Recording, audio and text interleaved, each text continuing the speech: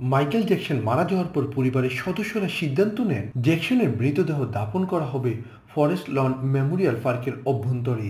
ব্যক্তিগত সুরক্ষিত এই সমাধিসৌধটি আরও অসংখ্য বিখ্যাত সঙ্গীতজ্ঞ, অভিনেতা সহ যশস্বী ব্যক্তিরা চিরনিদ্রায় শায়িত আছেন। শুনতে কিছুটা অস্বাভাবিক মনে হলেও মাইকেল জ্যাকসনের জন্য এই সমাধি ক্ষেত্রটি পছন্দ করার পেছনে মূল কারণ ছিল মৃতদেহটির নিরাপত্তা নিশ্চিত করা। অতীতে বেশ কয়েকবার বিখ্যাত ব্যক্তিদের মৃতদেহ চুরি করে মোটা অঙ্কের মুক্তিপণ দাবি করেছিল কবরচোররা। সেই অভিজ্ঞতা থেকে মাইকেল জ্যাকসনের বেলায় বাড়তি সতর্কতা নেওয়া হয়। এবার তাহলে ফিরে দেখা যাক অতীতে বিখ্যাত ব্যক্তিদের মৃতদেহ চুরি হয়েছিল কিনা। আমাদের আজকের ভিডিওতে আমরা জানবো বিশ্বখ্যাত কমেডিয়ান চার্লি চ্যাপলিনের মৃতদেহ চুরির কাহিনী। নির্বাকযোগ মাতিয়ে রাখা অভিনেতা চার্লি চ্যাপলিনকে দর্শকরা তার লিটল ট্র্যাম্প চরিত্রটির জন্য নিশ্চয়ই আরো কয়েকশো বছর মনে রাখবে। 1977 সালে বড়দিনে শেষ নিঃশ্বাস ত্যাগ করেন কালজয়ী এই ব্যক্তি।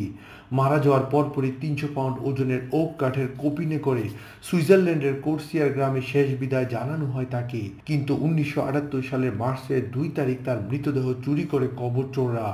শুরুতে কয়েকদিন কেউ কোনো কথা না বললেও সপ্তাহখানিক পরে স্যার চার্লস স্পেন্সার চ্যাপলিনের চতুর্থ স্ত্রী উনার কাছে একটি ফোন কল আসে। চোররা তার কাছে মৃতদেহ ফিরে দেওয়ার বিনিময়ে 4 লক্ষ সুইস ফ্রাঙ্ক দাবি করে। কবরচোররা তো খুশি মনে ভেবেছিল এমন পারফেক্ট পরিকল্পনা আর হয় না, উনা এবার টাকা না দিয়ে যাবে কোথায়।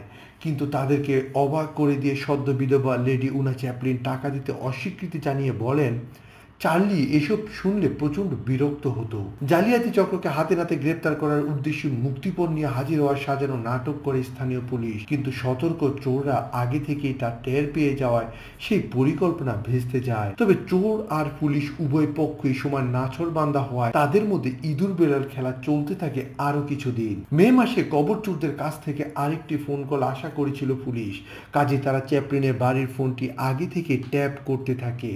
বাড়তি সতর্কতা হিসাবে আশেপাশে আরো প্রায় 200টি ফোন বুথ নজরবন্দি করে তারা। কাজে শেষ পর্যন্ত যখন চোরদের ফোন কল এলো খুব সহজেই তা ট্রেস করে পুলিশ। রোমান ওয়ার্ডাস এবং গ্যান্সকো গানেব নামে 2 ব্যক্তি আটক করা হয়। পেশায় তারা দুজনই মটর মিস্ত্রি। পুলিশকে তারা পথ দেখিয়ে নিয়ে যায় কবরস্থান থেকে মাইল 10 দূরের একটি ভুট্টা খেতে।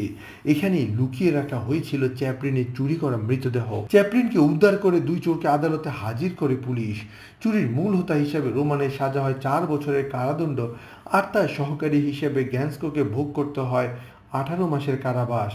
চ্যাপলিনকে আবারও আগের কবরস্থানে দাফন করা হয়, তবে এবার কবরের চারপাশে কংক্রিট দিয়ে শক্ত প্রাচীর তৈরি করে দেওয়া হয় যাতে আবারও কেউ তার চিরনিদ্রায় ব্যাঘাত ঘটাতে না পারে।